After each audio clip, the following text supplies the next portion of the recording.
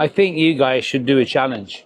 You know, I've been doing these 15-minute challenges over the past month or so. Well, I found them to be really awesome for like improving the photography. You know, for making my compositional skills better, for working faster in general, for actually, you know, getting to know the camera better.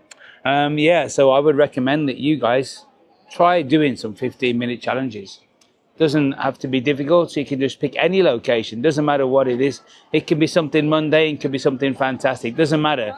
Just get out there and shoot, right? That's the key. Get out there and shoot. But it's more than just the shooting. It's the complete process. It's going through the post-processing afterwards. Go through the workflow. If you want a workflow video, there's one up here.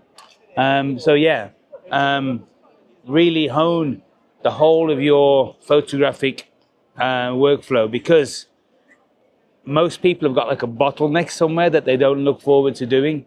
So by doing this 15-minute challenge repeatedly, like day after day, and going through the whole process, you will speed up everything about your photography. You will become a much better photographer. Do it for a week and see how you get on.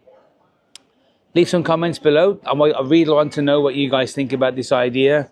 And don't forget, yeah, like, subscribe, and you can buy me a coffee. There's a link in the description below.